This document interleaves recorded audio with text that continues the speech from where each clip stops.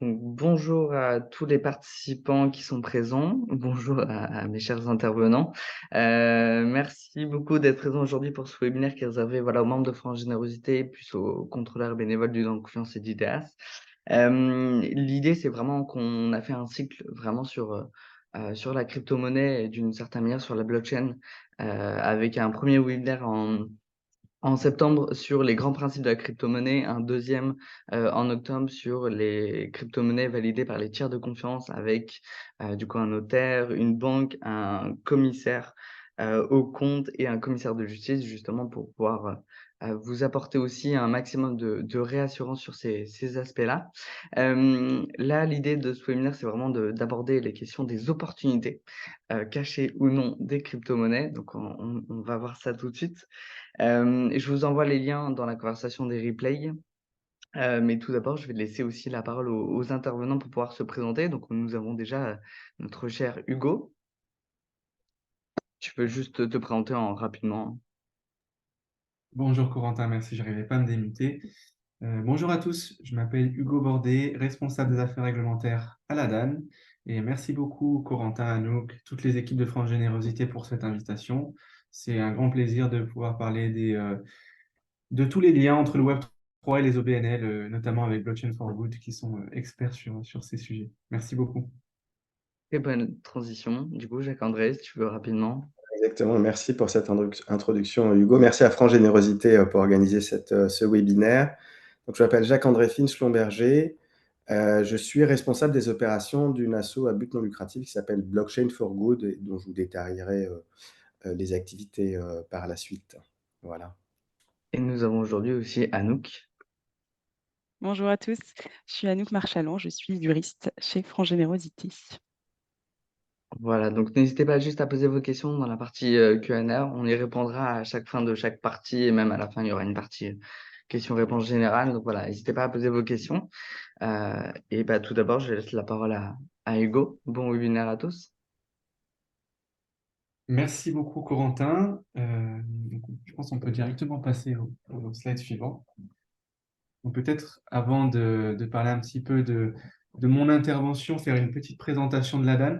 Donc pour ceux qui ne connaîtraient pas l'ADAN est une association professionnelle qui fédère tous les acteurs du Web3 et des cryptoactifs, donc tous les acteurs qui sont positionnés sur cette classe d'actifs et sur les technologies blockchain en France et en Europe. La mission de l'association s'articule autour de 4 grandes missions. La première, c'est la croissance du secteur au global, qui vise à favoriser une transition vers la digitalisation de nos économies sur le Web3 et l'émergence de nos futurs champions, notamment la création de licornes à travers ce secteur. Notre deuxième grande mission et positionnement, c'est la réglementation. On est assez connu pour ça, dans l'objectif de promouvoir et d'encadrer de façon proportionnée et adapter toutes les réglementations qui iront s'appliquer directement ou indirectement au Web3 et à leur cas d'usage. La troisième grande verticale, c'est le rayonnement, qui vise à mettre en valeur tous les acteurs du secteur, tous les cas d'usage de l'Internet décentralisé auprès de nos interlocuteurs institutionnels et politiques. Et enfin, notre dernière grande verticale est la démocratisation, qui vise à faire de la pédagogie pour permettre une meilleure compréhension des technologies blockchain et des cryptos, pour lutter notamment contre certaines idées un petit peu préconçues et montrer le caractère utilitaire des cryptos. Et c'est tout l'intérêt de cette présentation. Je peux passer à la slide suivante assez rapidement.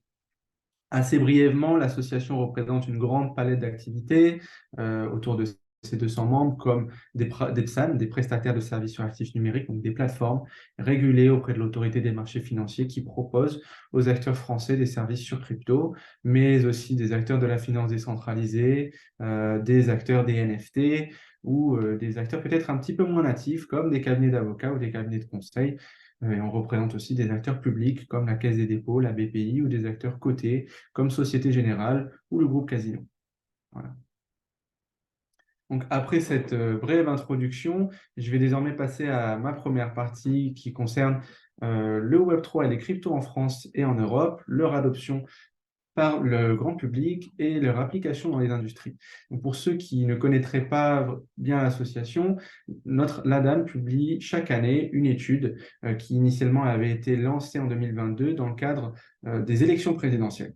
Cette étude était née d'un constat selon lequel il n'y avait pas de chiffres fiables sur la structuration et l'adoption des cryptoactifs au niveau français.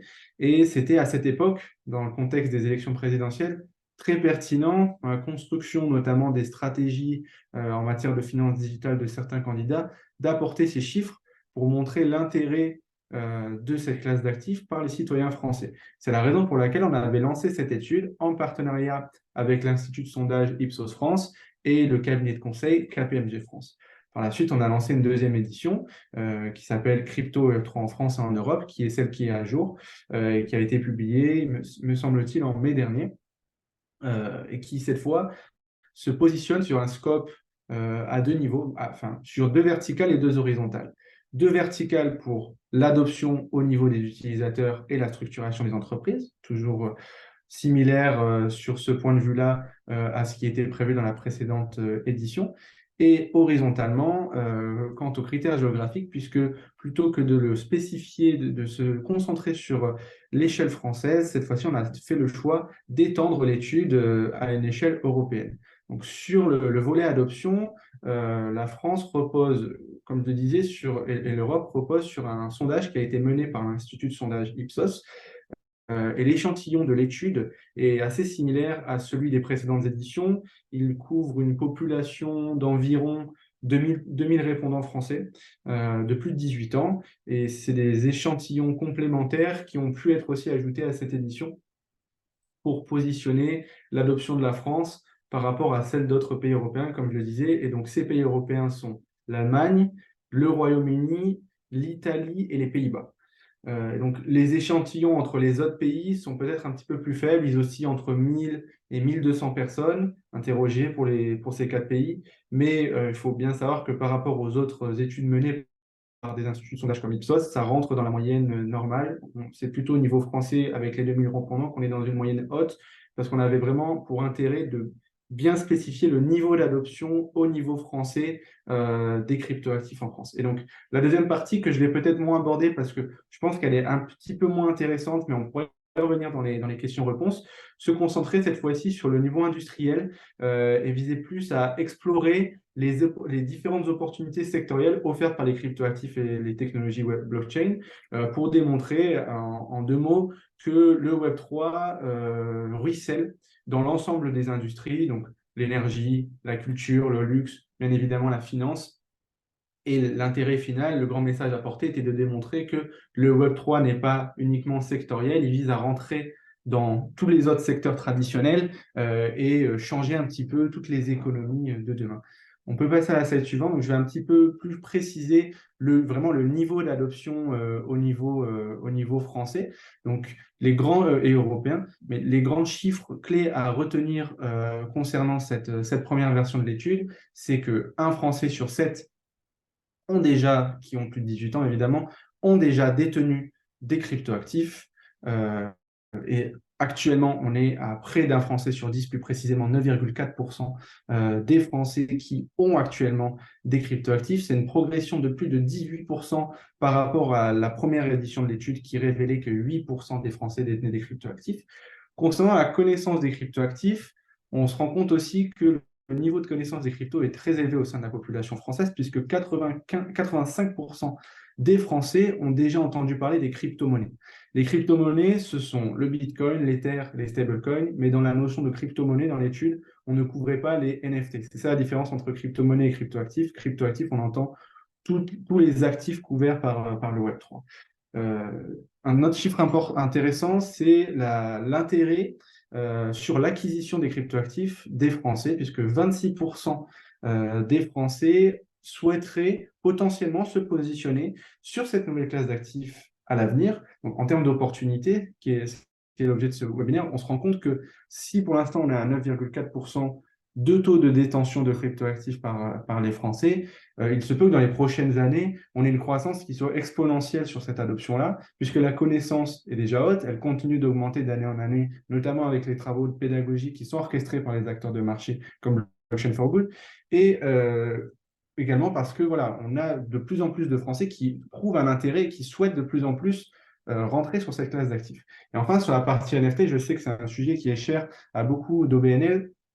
On a 4% des Français qui détiennent des NFT et c'est une adoption donc, qui a doublé par rapport à l'année dernière puisqu'on se situait autour de 2% l'an dernier, notamment à la suite de la première grande croissance qu'a connue ce segment spécifique des marchés cryptoactifs.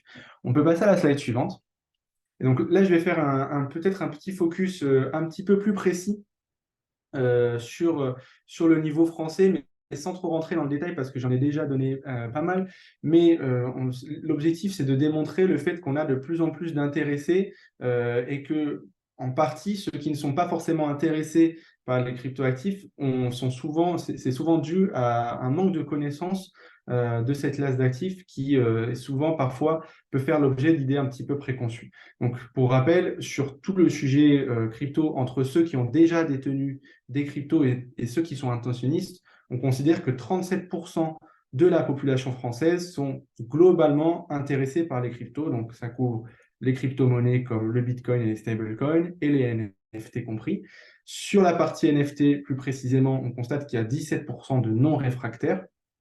Donc, des personnes qui ne sont pas opposées. Dans la méthodologie de l'étude, il y avait quelques petites spécificités qui fait qu'on ne les considère pas comme des intéressés. Et concernant la classe d'actifs que sont les stablecoins, on a 11% de non-réfractaires. Voilà, on a quelques réticents, enfin, on a une bonne partie de réticents de personnes qui ne connaissent pas le sujet, mais comme je l'évoquais, dans le détail de l'étude, on se rend compte que sur ce segment-là, il y a beaucoup plus de personnes qui ne connaissent pas plutôt que de personnes qui sont réellement réticents sur cette classe d'actifs.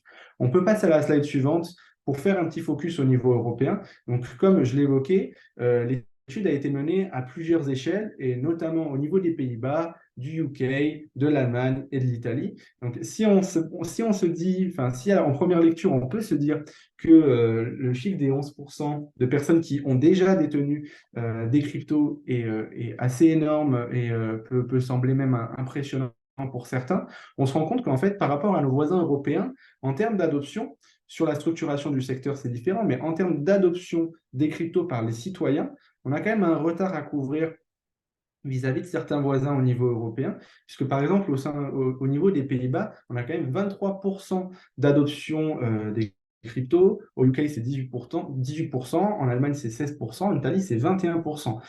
C'est notamment dû au fait que déjà, le niveau de connaissance des cryptos est un tout petit peu plus faible au niveau français que dans certains autres pays comme les Pays-Bas, par rapport à l'échantillon qu'on a pu relever, mais aussi c'est une tendance assez générale, puisque si on fait le parallèle par rapport à d'autres classes d'actifs comme les actions, on constate aussi que les Français ont un taux d'adoption un peu plus faible que leurs voisins européens.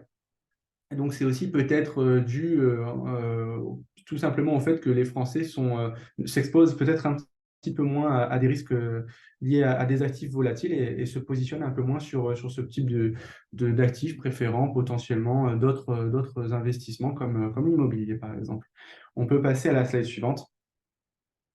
Donc, toute cette étude et tous les chiffres qu'on a récoltés nous a permis de créer le profil type du détenteur de cryptoactifs en France. Je trouve que c'est assez intéressant pour vous et ça peut notamment, je pense, être mis en perspective avec le baromètre de France Générosité, notamment parce que les cryptodons peuvent être mis en moyen pour renforcer le financement des organismes à but non lucratif. Et puisque voilà, la majorité des donateurs en France sont jeunes, selon les chiffres de France Générosité, est répartie un petit peu dans toute la France. Et on constate aussi qu'il y a certaines tendances sur les marchés crypto qui peuvent rentrer en complément de certains chiffres sur les dons aux OBNL, notamment sur la répartition hommes-femmes. On constate que sur les profils de détenteurs en crypto, la majorité, pour l'instant, des chiffres qu'on a recueillis des Français qui ont investi dans les cryptos sont des hommes, à 63,5%. Si je fais le le parallèle avec les chiffres de franc générosité, on constate que c'est assez équivalent, mais tout simplement peut-être pour essayer de se positionner et renforcer le positionnement sur cette verticale-là, même si on constate également dans les chiffres que si aujourd'hui les cryptos sont assez masculinisés de fil en aiguille par rapport à la précédente version de l'étude et aux prochaines versions qu'on sortira, la détention tend à s'aplanir sur cette verticale-là. On constate aussi que 24% des investisseurs se situent dans des loyers de revenus supérieurs à 60 000 euros, donc des personnes qui gagnent relativement bien leur vie, sans trop se le cacher. Et également, 48% des Français qui détiennent des cryptos ont entre 35 et 44 ans. Donc, on constate également que ça se positionne que les personnes qui se positionnent sur cette classe d'actifs sont relativement jeunes, même si 25% des personnes ont entre 35 et 44 ans. Mes excuses, j'ai fait une petite erreur. Et 7% des personnes ont plus de 66 ans.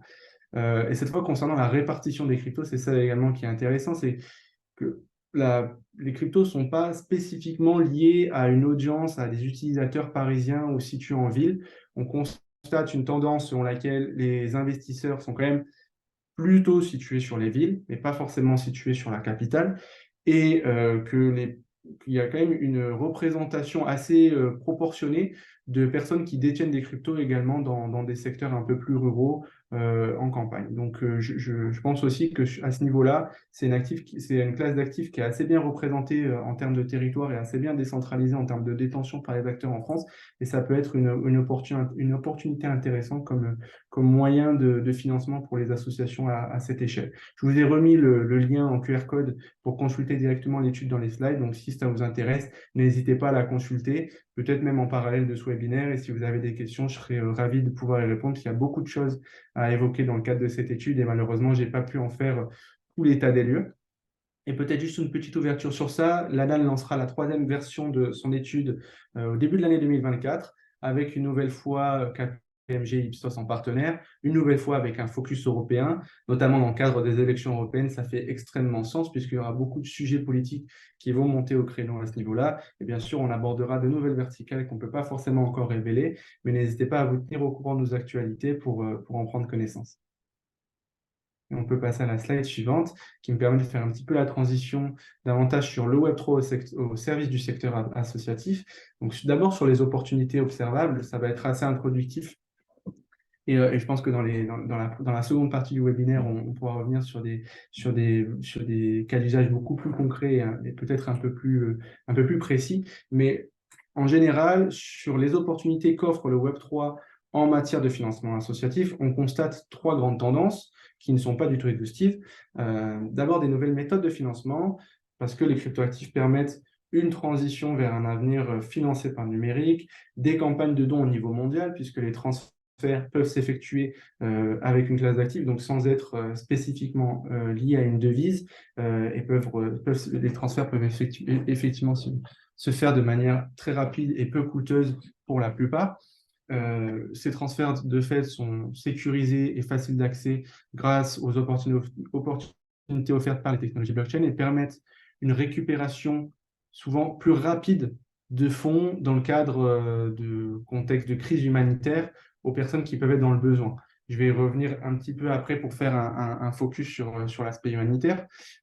Et en parallèle de ces nouvelles méthodes de financement, on constate 2 autres grandes verticales. Une nouvelle méthode de gouvernance à travers une approche plus innovante dans les prises de décision, notamment grâce au concept de Decentralized Autonomous Organization.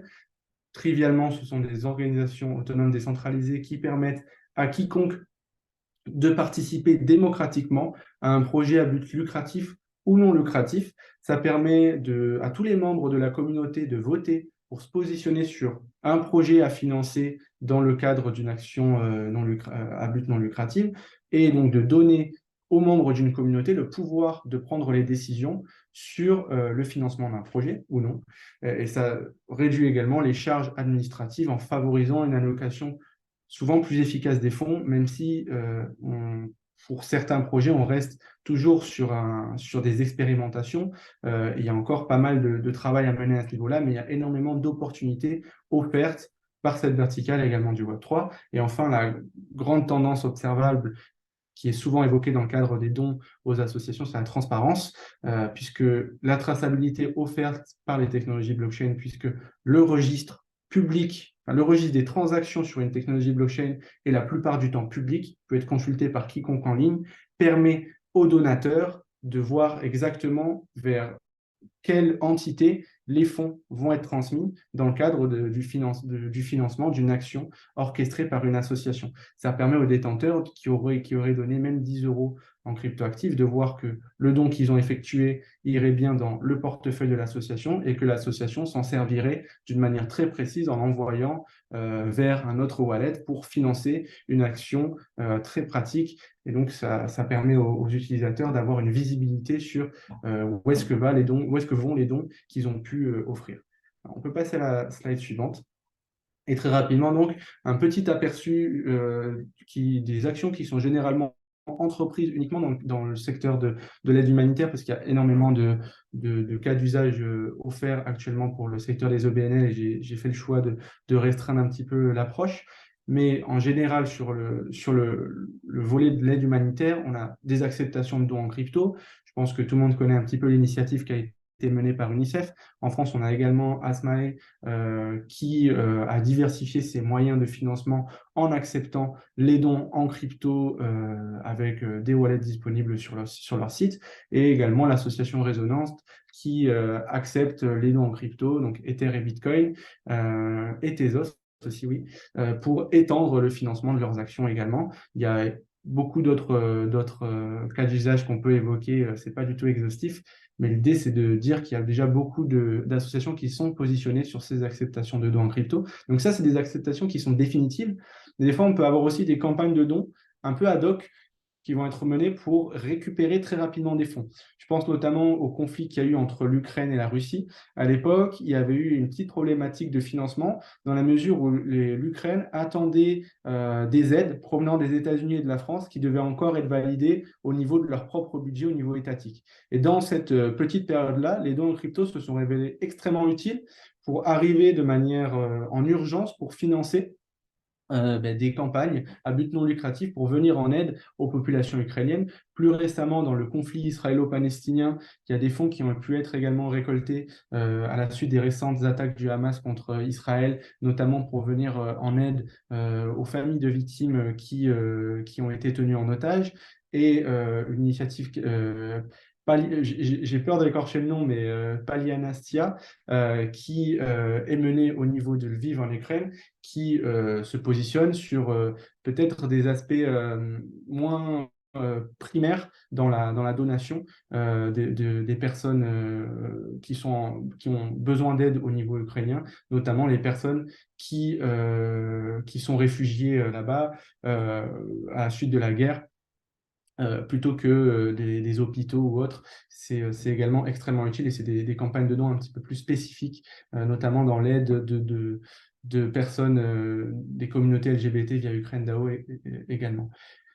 Au-delà des acceptations de dons en crypto, on a l'émission de cryptoactifs directement. Certaines associations ont fait le choix d'émettre leurs propres cryptoactifs dans l'objectif d'effectuer une sorte de levée de fonds en crypto pour financer un projet spécifique. Donc, plutôt que d'accepter le Bitcoin ou l'Ether ou Tezos ou autres, des cryptos qui sont déjà existantes, qui ont déjà une liquidité, qui ont déjà été émises depuis un certain moment, qui ont une utilité très spécifique, certaines associations ont choisi de créer leur propre crypto pour leur donner une utilité spécifique, notamment des accès spécifiques au sein de l'association, des pouvoirs de gouvernance, comme je l'évoquais plus tôt via l'utilisation des DAO.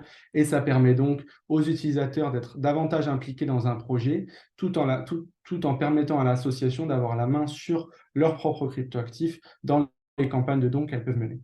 Et enfin, une troisième grande verticale, c'est l'utilisation des NFT, soit via la création d'une série NFT, on en a vu certains via UNICEF ou via Together Ukraine, mais également via la collaboration d'artistes. Je trouve un cas d'usage qui est très intéressant, c'est un partenariat qui a été réalisé entre Beeple et l'Open Earth Foundation, puisque Beeple, c'est un des plus grands crypto-artistes au monde, qui a fait donc le choix d'envoyer en fait les fonds récupérés d'une vente d'une œuvre aux enchères directement au wallet d'une association. Donc, c'est aussi une synergie très intéressante qui peut être effectuée. Et enfin, on peut passer à la dernière slide, peut-être en ouverture.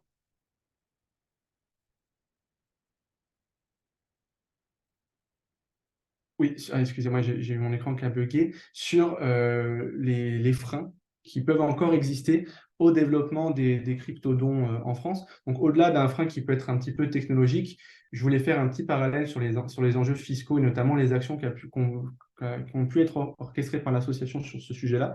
Sur le compte tenu de l'augmentation du nombre de détenteurs, des opportunités que ça offre pour les organismes à but non lucratif qui ont lancé des campagnes de dons en cryptoactifs, la DAN s'était positionnée depuis 2021 pour clarifier un peu le régime fiscal applicable aux dons en crypto en France, puisqu'en effet, il semblerait qu'aucun organisme n'ait délivré à ce jour de reçus fiscaux permettant aux donateurs d'actifs numériques de faire valoir leur droit à une réduction d'impôt, impôt sur le revenu, au sens du Code général des impôts, alors qu'en fait, il n'y a pas vraiment d'obstacles juridiques qui permettent de s'y opposer directement.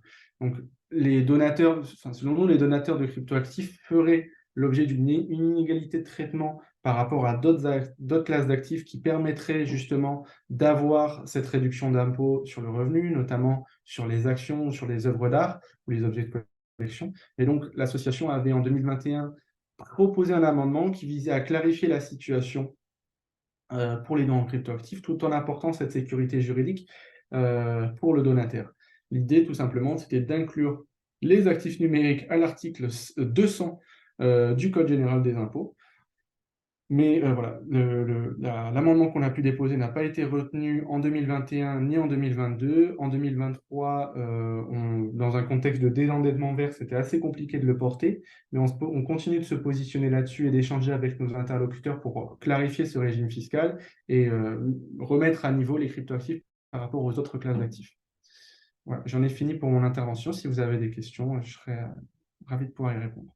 Eh ben, merci beaucoup, Hugo. C'était assez passionnant. On a déjà alors, une première question sur les premiers chiffres que tu as présentés.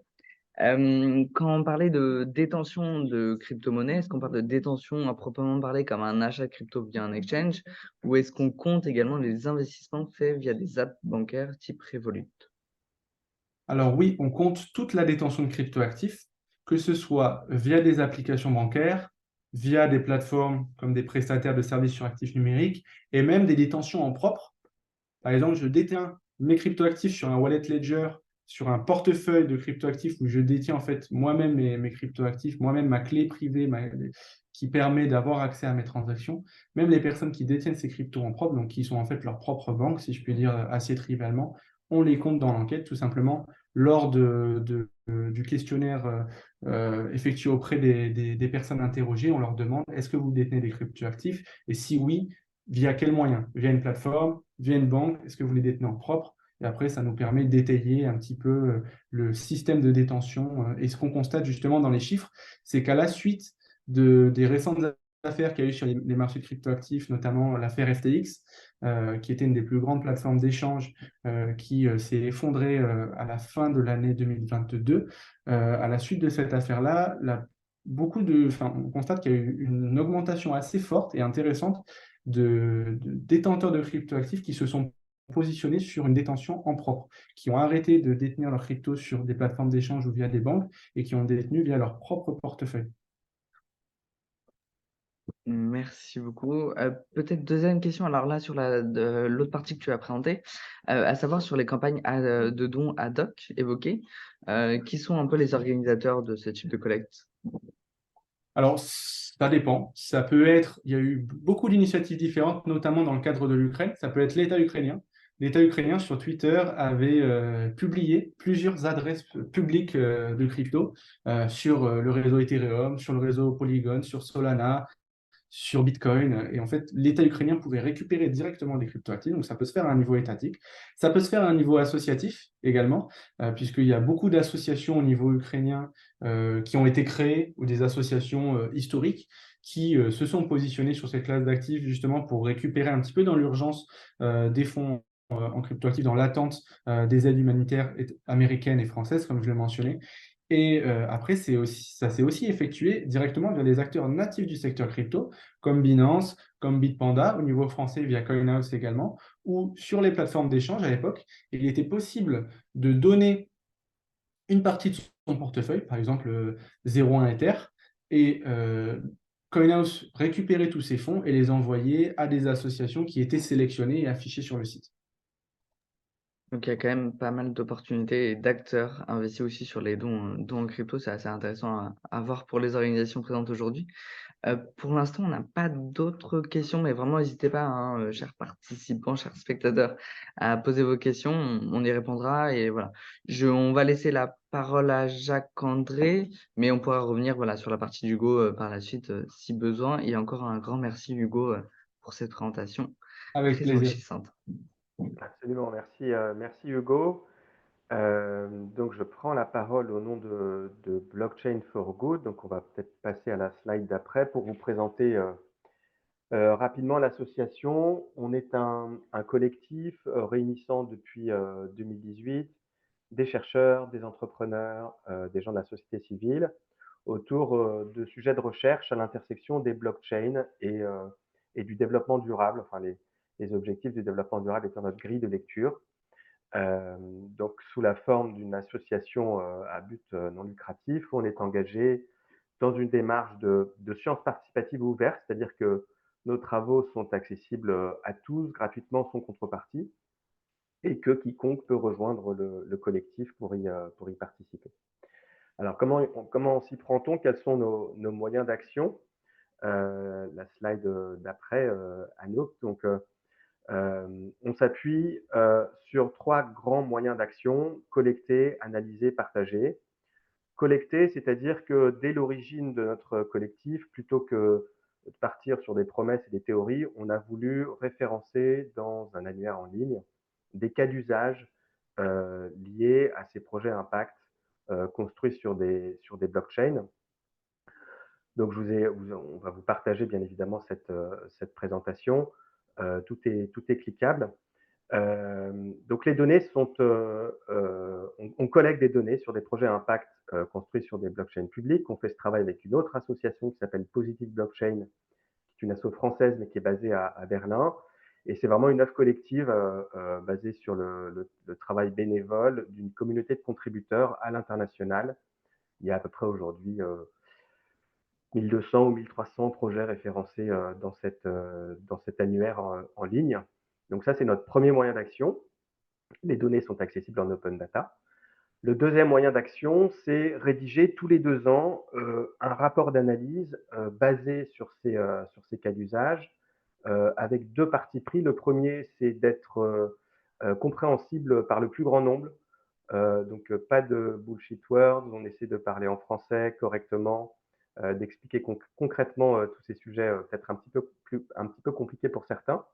Et notre deuxième parti pris, c'est d'avoir une approche par métier ou par secteur d'activité pour que ce soit justement compréhensible par quiconque suivant ses appétences et ses sujets de prédilection. Et enfin, notre troisième moyen d'action, c'est le partage de nos travaux et de nos ressources, notamment par l'organisation soit de grands événements, comme là je vous ai mis l'Impact Blockchain Conference, c'est une conférence physique qu'on a fait à l'Académie du climat cet été autour de 5 grands thèmes, énergie, climat, agriculture, identité et finances, pour faire intervenir des experts de haut niveau, des chercheurs, pour discuter de ces sujets. Mais on crée aussi, on organise aussi des meet-up informels ou encore on participe à des conférences ou des webinaires comme aujourd'hui. Donc l'idée, en tout cas, vous aurez compris, c'est d'être un pont entre l'écosystème des blockchains et des cryptos d'un côté et les acteurs sensibles au développement durable au sens large du terme, en tout cas tous ceux qui sont curieux des enjeux politiques qu'il y a derrière ces nouvelles types d'infrastructures techniques. Alors, si on peut passer à la slide d'après, voilà, je vous ai dit, donc on publie des rapports d'analyse par métier et par secteur. Vous voyez, on couvre 12 grands thèmes, monnaie pair à pair, identité, éducation, emploi, etc. Je ne vais pas tous les citer, mais comme vous l'aurez sûrement marqué, le cahier numéro 7 concerne spécifiquement ce sujet, aide, charité et philanthropie. Tous nos cahiers, nos rapports d'analyse, non, peut-être la slide d'avant, on peut rester sur cette slide, sont rédigés de la même manière, à savoir quel est le contexte, quelle est la promesse, quelles sont les promesses de ces technologies blockchain.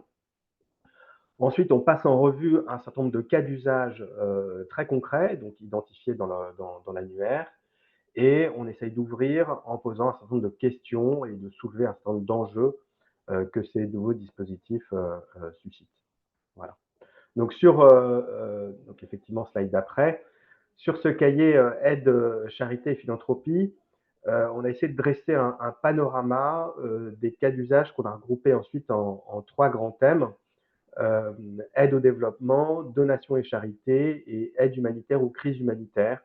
Donc là, je vous ai indiqué le sommaire du rapport qui dépasse largement ce dont je vais vous parler dans un instant, mais qui vous montre, enfin peut-être qui suscite votre curiosité pour aller ensuite le récupérer en ligne.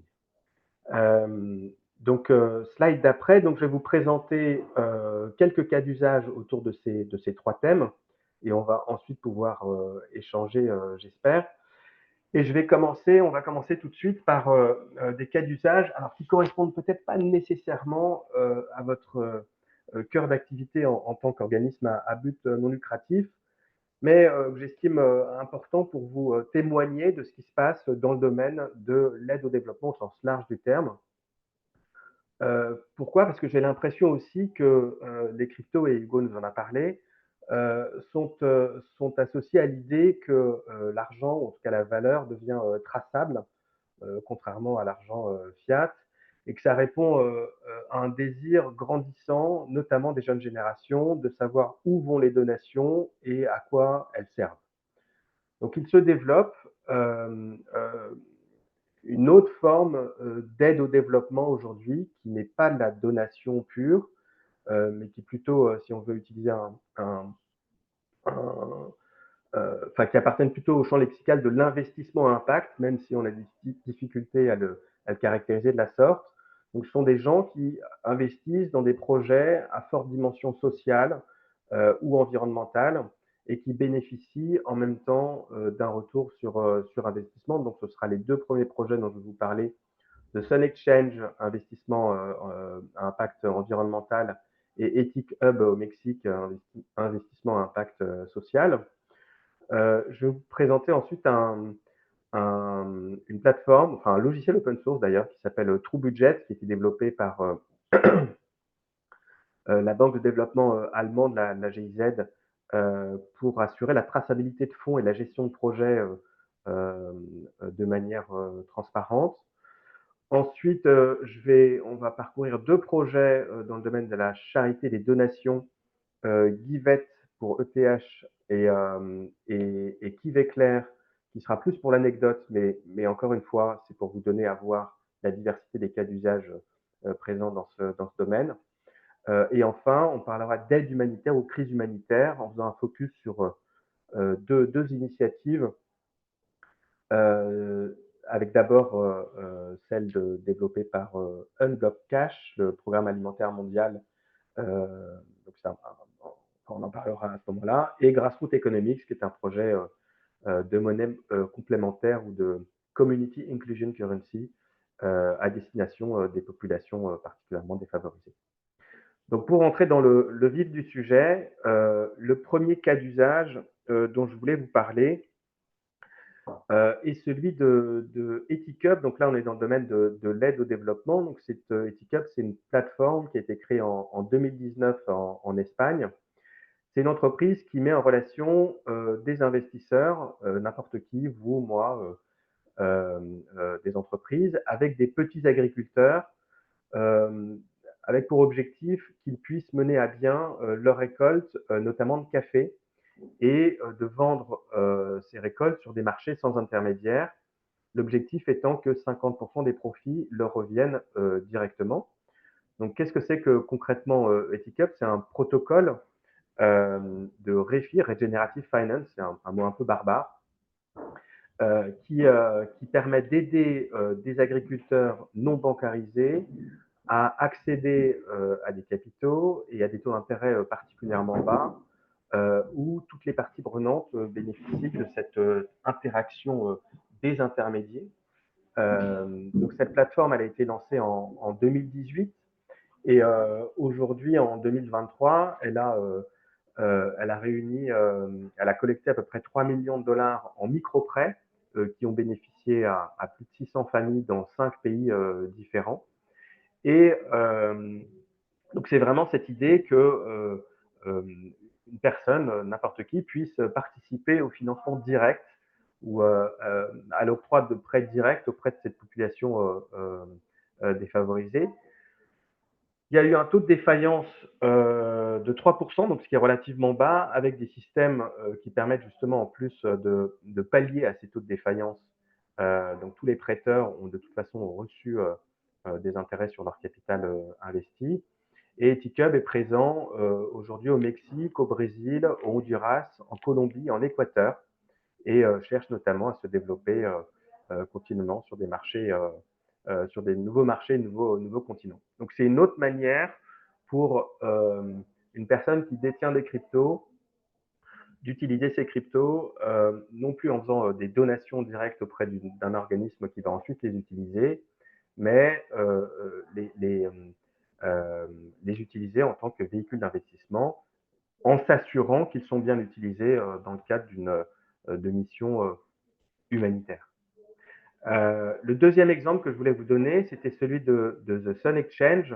Alors, c'est à peu près le même mécanisme, sauf que c'est en Afrique du Sud, et c'est pour assurer la transition énergétique d'un certain nombre d'entreprises, enfin plutôt à dimension sociale, des écoles, des hôpitaux. Donc, c'est une plateforme qui a été créée en 2015 par Abraham Cambridge, et c'est une place de marché de micro-leasing qui, encore une fois, met en relation des investisseurs particuliers ou entreprises. Je crois que le ticket d'entrée, c'est $20 ou $5 même sur The Sun Exchange, et qui permet d'acheter des cellules photovoltaïques qui vont ensuite, dans le cadre de projets, participatifs, être, une fois que le projet a atteint son seuil de financement, être déployé par des équipes locales sur place, et les bénéficiaires de ces installations solaires vont ensuite payer leur électricité, en général 30% moins cher qu'auparavant, et puis donc une électricité propre. Et c'est ce paiement d'électricité qui va revenir dans les mains des investisseurs initiaux, donc encore une fois, des intermédiations entre ceux qui financent les bénéficiaires et le retour sur investissement. Comment ils ont eu cette idée? C'est qu'ils se sont aperçus, enfin c'est un secret de polichinelle, que le principal frein au développement de l'énergie solaire en Afrique, c'est l'impossibilité ou le manque de financement de ces entreprises et de ces organisations à investir dans l'installation de panneaux photovoltaïques. Et là, ces plateformes peer-to-peer permettent de pallier à cette problématique dans une dynamique de pair à pair. Donc aujourd'hui, ils ont financé un peu plus de 70 projets et des investisseurs proviennent de 190 pays dans le monde. Et ces gens donc, ont l'assurance que ce financement va sur des projets à impact réel sur les populations locales. Alors, encore une fois, je sais que ce n'est pas au cœur de vos activités en tant qu'organisme à but non lucratif, mais c'était vraiment pour vous donner à voir ce qui se fait dans le domaine des cryptos aujourd'hui par rapport à cette thématique d'aide au développement. Et puis, je voulais également vous parler d'une initiative qui nous semble intéressante, celle de True Budget, qui est un logiciel open source développé par la GIZ, qui est parti du constat que l'un des grands défis de l'aide au développement, concerne la multiplicité des donateurs, la diversité des canaux à travers lesquels des flux financiers sont envoyés, la redondance des coûts de transaction et l'impossibilité ou parfois la volonté pour certaines institutions du pays aidé de suivre l'emploi des fonds.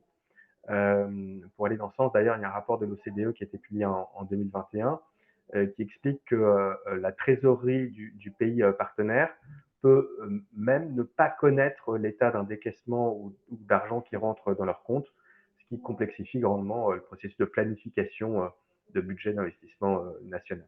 Donc c'est vraiment en partant de ce constat que la KfW a développé ce logiciel open source True Budget, qui veut dire Trusted Budget Expenditure Regime, et qui permet d'accroître considérablement l'efficacité et la traçabilité des fonds en offrant à la fois aux États membres et aux donateurs une plateforme permettant la transparence dans l'allocation des ressources. Donc c'est véritablement la traçabilité de fonds d'aide. Donc il y a déjà eu des expérimentations et des projets opérationnels au Burkina Faso, en Éthiopie, en Tunisie et au Brésil avec ce système avec cette plateforme open source. Donc encore une fois, l'idée c'est vraiment suivre l'affectation des fonds selon les projets qui sont concrètement financés. Et c'est parce que on est en train de parler de ces classes d'actifs de crypto-monnaies que l'argent devient encore une fois traçable et parce qu'elles sont consignées dans un registre public de type blockchain. Voilà pour ces premiers 3 cas d'usage. On va passer ensuite à la slide d'après pour vous parler de 2 cas en particulier dans le domaine des donations de la charité. Alors, je pense que vous avez tous saisi l'opportunité et tout, effectivement, de recevoir des donations en crypto-monnaie, aussi des enjeux liés à la détention de ces actifs, de l'origine des fonds. Et Hugo nous en a parlé il y a quelques minutes, avec le développement à la fois de cette possibilité d'accepter des dons en crypto-monnaie, mais aussi d'émettre des cryptos ou d'utiliser des NFT dans le cadre de financement de projets ou d'aides. Et je vais vous parler de 2 cas d'usage a priori dont vous n'allez jamais entendre parler ailleurs. Le premier, donc c'est encore un petit pas de côté. Le premier, c'est une plateforme qui s'appelle Giveth, qui a été fondée en 2016, et eux qui ont comme idée de réorganiser les dons caritatifs en développant une plateforme entièrement gratuite et open source qui était construite sur la blockchain Ethereum, avec comme idée, et je les cite, d'éliminer la bureaucratie et permettre aux organisations à but non lucratif de créer un niveau élevé de transparence et de responsabilité envers les donateurs. Donc concrètement, qu'est-ce que c'est? C'est une plateforme en ligne, pair à pair, qui permet de mettre en relation des donateurs en crypto-monnaie aujourd'hui avec des porteurs de projets qui se sont référencés sur cette plateforme Giveth et qui auront donc établi leurs besoins en financement en termes de crypto. Ce qui est intéressant de noter, c'est qu'il n'y a pas de commission qui est prise sur la plateforme. Giveth est entièrement gratuit à la fois pour le donateur et en termes de frais, et pour le bénéficiaire du projet, et tout est transparent pour faire en sorte que celui qui a donné puisse l'affecter directement au projet qu'il a sélectionné, et c'est au projet sélectionné ensuite de faire état de l'utilisation des fonds par rapport à sa feuille de route qui aura été publiée sur Giveth. Et autour de ça, Giveth a développé une autre verticale, un programme qui s'appelle Give Back et qui permet en fait à des personnes qui sont détentrices d'un portefeuille Ethereum d'obtenir des tokens qui s'appellent Give, G-I-V, et qui sont reçus justement en faisant des dons à des projets vérifiés. Donc Give, c'est un jeton, un token de gouvernance qui permet aux donateurs, une fois qu'ils ont donné à un projet vérifié, de recevoir à côté ce jeton de gouvernance Give qui va permettre, alors c'est très c'est pas très joli de dire ça, mais c'est un peu l'équivalent du cashback, sauf que là, on est dans le domaine de la donation, donc c'est du donation back. Quand je donne à un projet, je reçois en échange un token qui s'appelle le Give et qui va me permettre de pouvoir participer à la gouvernance et aux prises de décision de cette entité qui s'appelle Giveth. Donc ils sont assez, ça fait longtemps qu'ils existent. Ils sont une communauté assez importante qui reste encore assez geek, mais sachez qu'en tout cas, c'est une opportunité pour des porteurs de projets ou des organisations à but non lucratif de présenter leurs projets et de pouvoir être mis en relation directement avec des donateurs. Deuxième exemple que je voulais vous donner dans ce domaine des donations et de la charité, alors je vous disais tout à l'heure, c'est plus pour l'anecdote que pour autre chose parce que le projet a duré, on va dire, entre 6 et 9 mois. Mais c'est pour vous donner à voir concrètement ce qui a pu se passer autour de ce projet. Donc ça s'est passé en République démocratique du Congo, on était en 2021, après l'éruption du volcan Nyiragongo. En fait, il s'agissait d'une campagne de dons en ligne de Bitcoin. Alors peut-être que vous l'avez vu dans les précédents webinaires, mais au-dessus de Bitcoin, il y a ce qu'on appelle un layer 2, une autre architecture qui fonctionne au-dessus du réseau Bitcoin, qui s'appelle le Lightning Network, et qui permet d'effectuer des microtransactions quasiment instantanées et quasiment sans frais. Et donc, il y a une campagne de dons qui a été organisée en Satoshi. Satoshi, c'est un millionième de Bitcoin, et qui permettait à des personnes de recevoir une torche ou un relais, c'est comme si on faisait un 4x100 mètres en relais, de récupérer cette torche Lightning Network, de verser quelques Satoshi dans cette torche et de la passer ensuite à une personne de confiance. Donc cette torche passe de main en main avec chacun qui donne, qui abonde sur ce portefeuille de crypto, là, Bitcoin, et dont l'objectif était de pouvoir abonder à une caisse qui allait ensuite être redistribuée à des bénéficiaires directement en République démocratique du Congo, en prévoyant de les équiper en téléphone portable sur lequel était installé ce portefeuille Bitcoin et Lightning Network. Et chacun a pu recevoir 2 fois par mois pendant 6 mois un don d'à peu près $25 en équivalent Satoshi. Et ce qui est intéressant, c'est que les bénéficiaires sur place avaient droit à une formation pour apprendre à utiliser ce portefeuille. Et l'idée, c'était que les bitcoins Satoshi n'étaient pas convertibles en monnaie locale. L'idée étant de les faire circuler directement dans l'économie locale en équipant des commerces de portefeuilles Lightning Network qui permettaient aux bénéficiaires de pouvoir dépenser ces Satoshi directement sur place. Alors, c'est assez anecdotique, mais c'est pour montrer qu'il est possible, dans cet écosystème crypto, de faire des dons de pair à pair, sans aucun intermédiaire, et d'ensuite de les adresser directement à des bénéficiaires, sans passer même pas par une plateforme de mise en relation comme une plateforme pair à pair comme Giveth. Donc voilà, c'était ce cas d'usage aussi dont je voulais vous parler rapidement. J'espère que je ne déborde pas sur le temps. Et on va passer à la slide d'après, peut-être avec des cas qui vont plus vous parler. Le premier, donc dans le domaine de l'aide humanitaire ou des crises humanitaires. Le premier cas dont je voulais vous parler, c'est celui de Building Blocks, qui est un projet entrepreneurial, on peut dire, du Programme alimentaire des Nations Unies, qui est aujourd'hui probablement le plus grand système de distribution d'argent basé sur une blockchain du secteur humanitaire, et qui s'appuie sur cette infrastructure de registres distribués pour coordonner avec d'autres agences humanitaires le transfert d'aide en espèces à des réfugiés de manière sécurisée et efficace. Alors, c'est un projet qui a pris beaucoup d'ampleur Depuis 2017 et la preuve de concept qu'ils ont fait alors à l'époque, qui était dans la province de Sindh au Pakistan, et qui visait à tester l'usage d'une blockchain pour authentifier et enregistrer une aide humanitaire vers des bénéficiaires sans plus passer par un intermédiaire financier.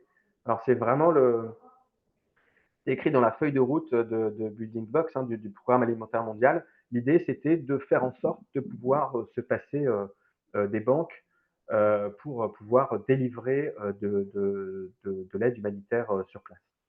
Donc c'était un choix assumé, en tout cas, il l'exprimait comme ça. Donc le programme a été ensuite progressivement étendu en dehors du Pakistan, notamment à 100 000 bénéficiaires d'aide dans les camps de réfugiés syriens en 2018, puis 46 000 personnes supplémentaires au Bangladesh en 2020. Ça a été également déployé à Beyrouth suite à l'explosion du port de la capitale libanaise et plus récemment également en Ukraine en tant que mécanisme de coordination de l'aide interorganisationnelle. Il y a eu 18 organisations humanitaires qui ont coordonné ensemble le transfert de 330 millions de dollars en espèces, ou 337 millions de dollars en espèces à 3 millions de personnes, évitant un chevauchement involontaire de l'aide. Il n'y a pas de duplication puisqu'il y avait donc 18 organisations humanitaires, ce qui aurait permis d'économiser d'économiser 35 millions de dollars, ce qui équivaut au soutien de 185 000 personnes supplémentaires pendant 3 mois. Ça, ce sont des chiffres de Building Blocks. Alors, comment ça marche concrètement? Donc, Building Blocks, c'est une collection de nœuds au sein d'un réseau pair à pair qui sont exploités indépendamment par chaque organisation à but non lucratif, chaque organisation participante. Et ensemble, ils forment un réseau blockchain humanitaire qui forme un espace neutre pour collaborer, effectuer des transactions et partager des informations de manière sécurisée et en temps réel. Le réseau est horizontal, il est neutre, c'est-à-dire qu'il n'y a pas de hiérarchie de propriété. Toutes les organisations membres sont des copropriétaires, des coopérateurs et des co-gouverneurs de la plateforme pair à pair. Chacun doit aussi jouer un rôle égal dans son entretien. Et ça permet, alors le Programme alimentaire mondial a développé une application, ou des applications plutôt, sur ce réseau blockchain Building Blocks, qui permet le suivi, la coordination et la livraison d'un certain nombre de types d'assistance, alors donc de l'espèce, mais ça peut être aussi de la délivrance de nourriture, ça peut être du WASH, c'est eau, assainissement et hygiène. Il y a aussi un programme qui permet de déployer, enfin d'assurer la traçabilité et la livraison de médicaments. Et les organisations humanitaires, suivant les projets déployés, utilisent ces applications en direct avec les bénéficiaires de ces aides. Donc, toute l'infrastructure technique blockchain pour fonctionner est basée sur un logiciel open source qui est librement accessible aux organisations participantes. Et bien évidemment, les applications déployées sont aussi gratuites pour les membres du réseau. L'idée vraiment du Programme alimentaire mondial, ça a été de s'associer à d'autres agences des Nations Unies et à d'autres acteurs humanitaires pour collaborer sur ce réseau blockchain, notamment pour améliorer la coopération inter-organisation, réduire la fragmentation d'accès à l'information et renforcer l'efficacité de ce type d'organisation sur place. Donc aujourd'hui, il y a à peu près 4 millions de personnes qui sont soutenues tous les mois à travers Building Blocks. Et en équivalent valeur, il y a à peu près 550 millions de dollars qui ont été transférés en espèces à travers cette plateforme. Et s'il me reste quelques minutes, je vais terminer par ce dernier cas d'usage qui s'appelle Grassroots Economics. Encore une fois, peut-être un petit pas de côté par rapport à votre cœur d'activité.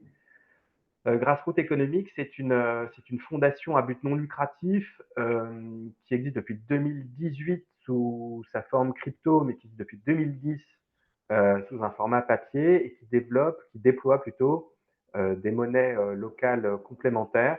Eux appellent ça Digital Inclusion Currency. Et l'idée, c'est de donner aux communautés marginalisées, donc vraiment défavorisées, hein, pas bancarisées en général, de prendre en charge leurs propres moyens de subsistance, notamment par des programmes d'autonomisation économique. Donc, ils sont partis du constat suivant, c'est que quand il y a des crises de liquidité extrêmement fortes dans des pays, les personnes les plus vulnérables, quand ils n'ont plus accès à des liquidités, ne peuvent plus faire du commerce entre elles, parce que littéralement, il n'y a plus de cash qui circule dans ces populations. Mais pourtant, les services et les produits existent toujours. Le boulanger, il vend toujours du pain. Le vendeur d'eau, il vend toujours de l'eau. L'école, elle doit toujours être payée pour accueillir des enfants. Donc, l'idée de Grassroots, c'est été de déployer une monnaie locale complémentaire qui a d'abord fonctionné sous un format papier, puis qui a basculé sous crypto à partir de 2017, et qui permettent de prendre le relais en l'absence de liquidité au sein de ces communautés pour continuer de pouvoir échanger biens et services à une échelle vraiment micro-locale. Grassroots a déployé des programmes dans 45 localités au Kenya, également en Afrique du Sud. Et c'est à peu près 60 000 petites entreprises, églises, écoles qui utilisent ces monnaies complémentaires depuis 2017. Je vois que Corentin reprend la vidéo. Est-ce que il me reste quelques minutes pour conclure? Vas-y, pas de souci. Donc, je ne suis pas un technophile, hein, je ne suis pas dire les blockchains vont sauver le monde, etc. Surtout pas, au contraire même. Il s'agit d'être aussi critique et de pouvoir en percevoir les enjeux à l'œuvre.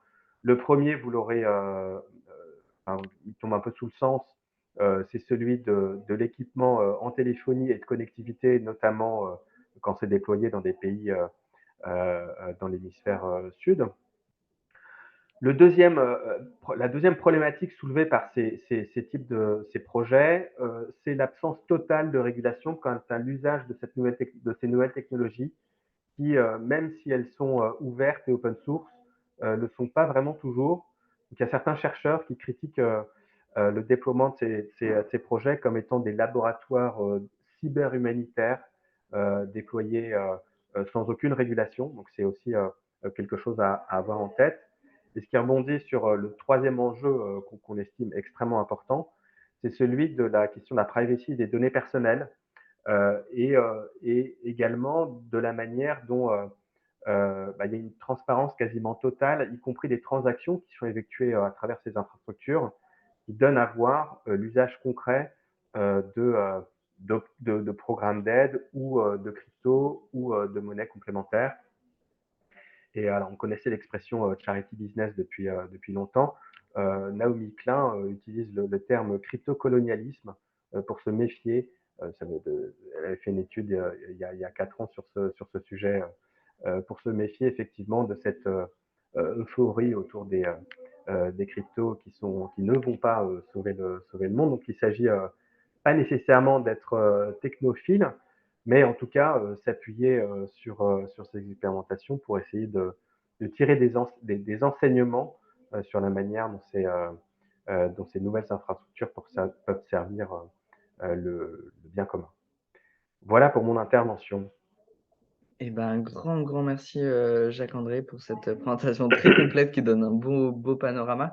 Peut-être juste une question avant de passer à la partie d'Anouk sur les bonnes pratiques pour vos OBNL pour l'utilisation des cryptos. À savoir sur le programme du Workflow Programme, comment les donateurs sont-ils récompensés sur le Building Blocks?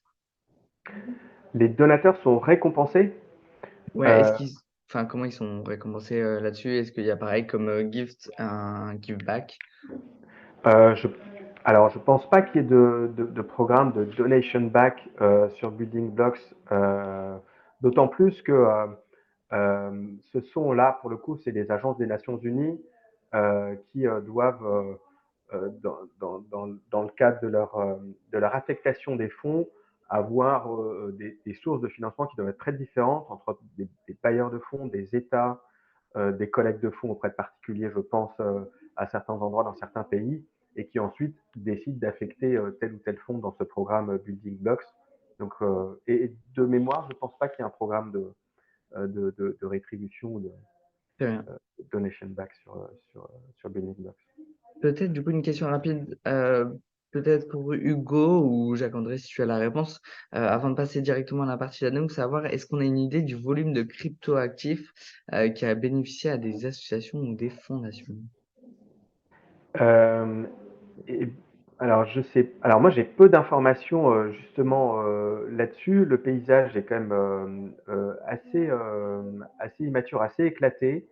Alors, ce qui pourrait paraître contradictoire, parce que si jamais on s'intéresse à ces infrastructures qui sont, en tout cas, ces blockchains publiques sur lesquelles sont construits ces projets, eh ben, on pourrait être capable de voir concrètement quel volume de transactions, de donations, de flux financiers sont enregistrés sur ces blockchains, mais ça n'existe pas encore. Donc, ça fait partie des sujets qui nous intéressent, de pouvoir faire en sorte de pouvoir extraire ce type d'informations des registres publics. Mais je ne connais pas encore. À suivre. Est-ce que Hugo, toi, tu as une réponse là-dessus ou pas? Oui, peut-être pour compléter un petit peu, et je suis complètement d'accord avec ce que vient de dire Jacques-André, je pense qu'il faudrait dans un premier temps faire un mapping exhaustif de toutes les associations qui acceptent les cryptos ou qui ont une initiative crypto pour pouvoir extraire en fait leur adresse publique, leur portefeuille crypto. Et derrière, on pourrait tracer en temps réel tous les flux qui viendraient ou qui sortiraient de ces wallets.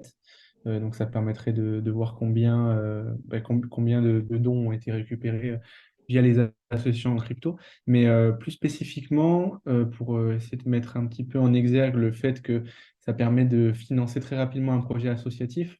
Sur l'Ukraine, le Crypto Fund of Ukraine, donc c'était le, le fonds qui avait été lancé par l'État ukrainien dans le cadre de la crise russo-ukrainienne au tout début du conflit. Ce fonds-là, en une semaine, a récupéré plus de 50 millions de dollars en crypto via son système de donation. Donc, c'est pas, ça donne aucune idée de quel est le montant total de dons récupérés en crypto, mais ça donne en tout cas une idée de à quel point ça permet de pouvoir financer une initiative rapidement dans l'urgence, à mon sens. Très bien. Alors, vu l'heure qui passe, je vais laisser Anouk enchaîner et on répondra aux 2-3 questions qui restent juste à la fin après Anouk. Vas-y Anouk. Parfait, merci. Hop.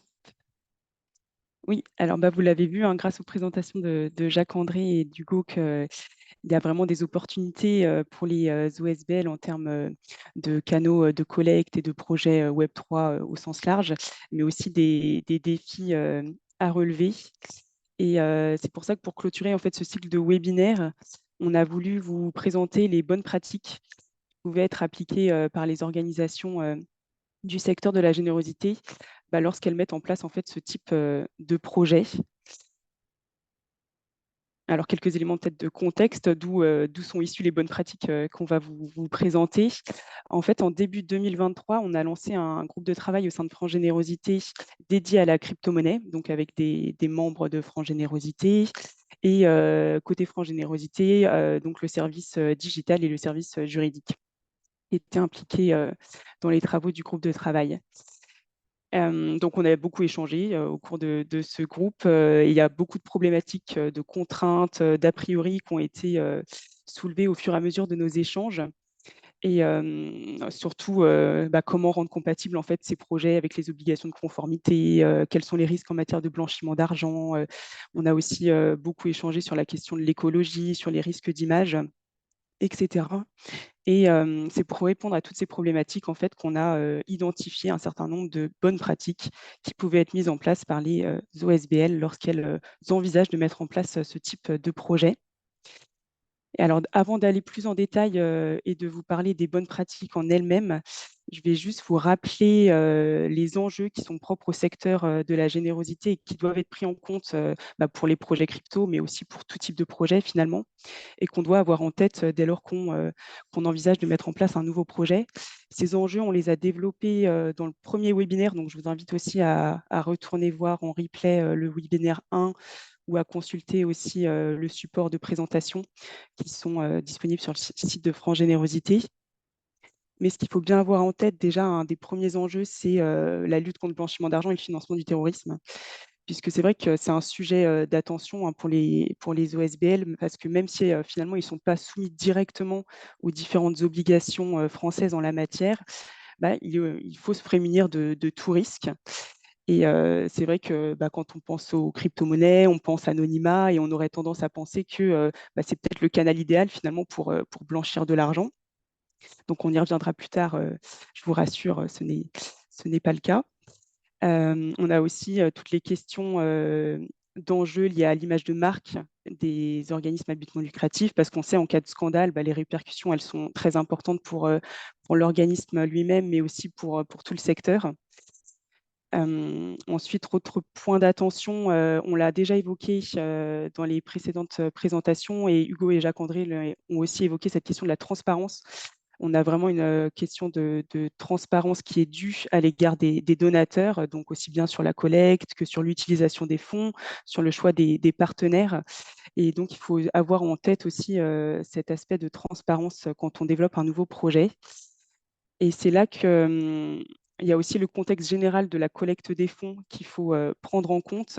Là aussi, on l'a développé lors du premier webinaire, mais il faut savoir que les organismes à but non lucratif, ils ont des obligations comptables. Il y a la question aussi de la volatilité en cas de placement, par exemple, les contrôles de la Cour des comptes. Et on a aussi un certain nombre d'obligations déclaratives. Là, je pense notamment à l'obligation de déclarer les ressources qui proviennent de l'étranger pour certaines organisations, donc à savoir les associations qui collectent plus de 153 000 € de dons, les fonds de dotation et d'autres organisations.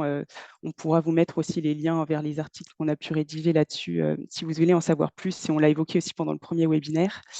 Donc, il y a aussi, vous l'aurez compris, un enjeu en fait quant à l'identification de la provenance de la ressource. Donc là, c'est aussi un enjeu quand on parle de crypto-monnaie.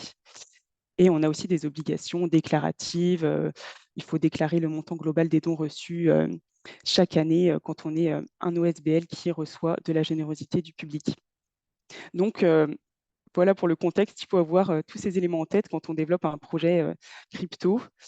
Donc, cela étant précisé, on va maintenant pouvoir entrer plus en détail dans justement les outils qui sont à la disposition des OSBL pour pouvoir utiliser les cryptoactifs avec un risque réduit.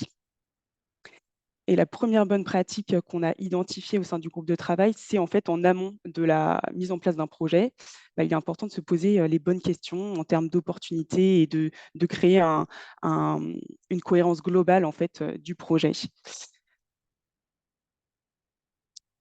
Alors, la première question qu'on peut se poser, c'est finalement, est-ce que le projet crypto que je souhaite mettre en place, est-ce que c'est cohérent avec la cause que mon organisation défend? Là, on peut notamment penser à la question de l'impact environnemental de la technologie blockchain. L'OSBL, en fonction de la cause qu'elle défend, elle va pouvoir accorder une importance particulière au choix de la technologie, par exemple, qu'elle va utiliser pour implanter son projet. On l'a vu lors du premier webinaire avec l'intervention de David Schmitz de l'association Logion. Il y a différents types de blockchain, leur impact écologique il peut être différent. Donc, je vous invite aussi à revoir l'intervention de David Schmitz sur ce point. Mais donc, l'OSBL va pouvoir faire des choix pour réduire aussi, par exemple, l'impact environnemental. Il y a aussi des outils qui permettent d'évaluer l'empreinte carbone des crypto-monnaies. Donc, on peut aussi imaginer de choisir uniquement les crypto-monnaies qui consomment le moins d'énergie, par exemple. Et on y reviendra après, mais il faut aussi savoir que le règlement européen MiCA, qui va entrer en vigueur l'année prochaine, il prévoit aussi une obligation pour certains prestataires de rendre public en fait leur consommation d'énergie. Donc, c'est encore un outil qui peut être utilisé pour choisir un prestataire. Il convient, au-delà de savoir si c'est cohérent avec la cause défendue, de s'interroger aussi sur l'objectif que vous poursuivez. Est-ce qu'il s'agit de renouveler la base donateur? Est-ce qu'il s'agit de développer un portefeuille de cryptoactifs? Comment s'articulent finalement les dons de cryptoactifs avec les autres canaux de collecte que vous avez déjà mis en place? Est-ce qu'on applique les mêmes règles? Est-ce qu'on décide de refuser des dons? On peut imaginer que vous mettiez en place des seuils ou des indices qui vous permettent aussi de refuser les dons qui vous paraissent risqués. Il y a ce type de règle qui est appliqué pour les dons en espèces, par exemple. Donc, on peut imaginer appliquer ce type de règle pour les cryptoactifs. Et toutes ces questions, en fait, elles doivent vous permettre de dessiner un projet qui est pertinent et aussi de vous interroger sur l'opportunité de développer ce type de projet. Donc ça, c'est la première bonne pratique qu'on a identifiée. Ensuite, deuxième bonne pratique qu'on a identifiée, c'est vraiment d'anticiper le parcours donateur. Parce qu'en fait, il faut penser le parcours donateur pour qu'il vous permette en fait, de répondre déjà à vos obligations légales, à vos obligations de conformité, etc. Mais aussi pour que ce soit un parcours donateur qui soit fluide, qui corresponde aussi à la typologie de vos prospects, de vos donateurs. Donc, il faut aussi envisager l'ensemble du process en amont. Et là-dessus, sur le parcours donateur, on peut par exemple penser, est-ce qu'il faut que je mette en place un formulaire dédié finalement aux crypto-dons, par exemple? Parce que vous allez peut-être avoir besoin de collecter des informations. On peut notamment penser pour l'état des avantages, l'état des avantages et ressources provenant de l'étranger, vous allez avoir besoin d'identifier la ressource. Est-ce qu'elle vient de l'étranger, justement? Donc, est-ce que sur mon formulaire de collecte de crypto-dons, je prévois un champ qui va me permettre de répondre à cette obligation? Ensuite, ça a été évoqué la question de la protection des données. Ça, c'est un sujet que vous connaissez bien, le RGPD. Eh bien, comme pour chaque collecte de données, un projet lié aux cryptoactifs, il va devoir prendre en compte la protection des données personnelles et vous êtes obligé, bien sûr, de respecter les dispositions du RGPD.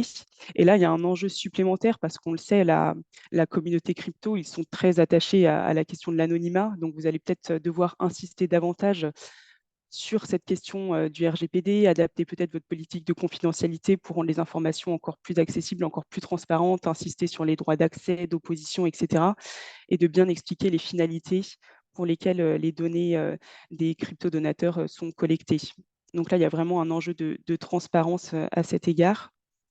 C'est aussi lié, par exemple, on vous disait, vous pouviez faire un formulaire dédié. Peut-être que là, les crypto-donateurs, ils vont être réticents au premier abord à délivrer un certain nombre d'informations et à remplir un formulaire. Là, c'est aussi à l'organisation d'anticiper et de prévoir des process qui vont prendre en compte ces différentes hypothèses.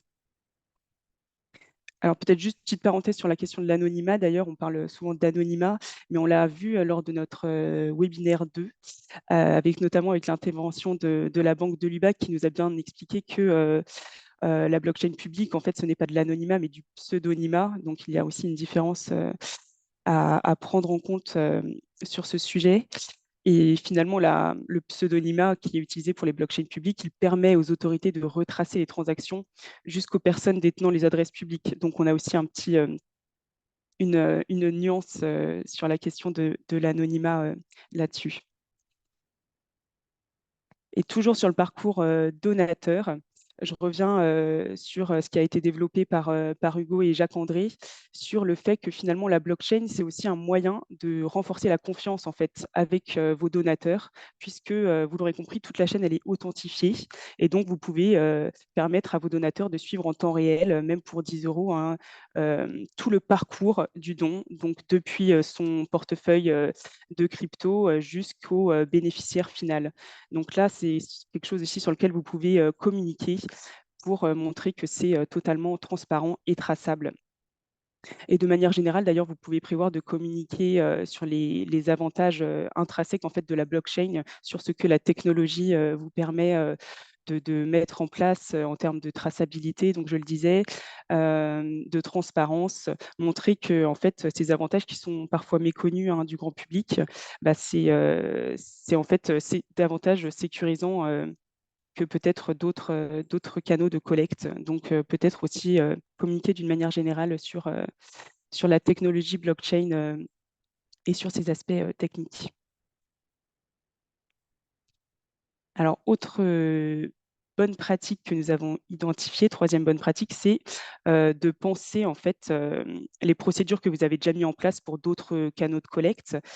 Il faut penser à pouvoir intégrer en fait les cryptoactifs aux procédures de conformité habituelles que vous avez déjà mis en place. Donc, on pense notamment aux procédures qui vous permettent de contrôler les dons, qui vous permettent de contrôler vos partenaires, vos mécènes, les donateurs, etc. Donc, par exemple, on peut penser à exclure pour vos entreprises mécènes ou partenaires, on peut par exemple penser, je vais exclure tel secteur d'activité qui n'est pas compatible avec la cause que je défends. On peut prévoir de contrôler l'éthique du mécène. On peut prévoir de contrôler la réputation. Est-ce que l'entreprise a fait l'objet de sanctions? Est-ce qu'il y a de la presse négative, etc. Donc, il faut penser à intégrer les cryptoactifs dans procédures existantes. Et même chose pour les donateurs particuliers. On peut faire un contrôle de l'identité du donateur. On peut prévoir et également de contrôler sa réputation à partir de certains seuils, etc. Ça, c'est à vous d'adapter vos procédures aux nouveaux canaux de collecte que vous souhaitez mettre en place. Et je vais aussi davantage insister sur le choix donc, des prestataires, sous-traitants, des solutions techniques. Là, vous pouvez prévoir des critères que le prestataire devra à minima remplir. Ça, on s'est beaucoup interrogé en groupe de travail sur cette question. Et là, vous allez vraiment pouvoir vous appuyer sur la réglementation existante et choisir uniquement des prestataires qui sont dits enregistrés ou agréés. Là, je vais faire une petite parenthèse, même si on l'a évoqué au cours des 2 précédents webinaires, mais sur la réglementation française et européenne qui encadre les prestataires de services sur actifs numériques, les PSAN. Il faut savoir vraiment qu'en France et bientôt en Europe, les actifs numériques, ils ont été définis juridiquement, ils sont très encadrés par le droit français, européen, international, et les professionnels du secteur, eux aussi, donc, sont encadrés et soumis à un certain nombre d'obligations. Donc en France, les prestataires, ils doivent être agréés ou enregistrés auprès de l'autorité des marchés financiers, donc l'AMF.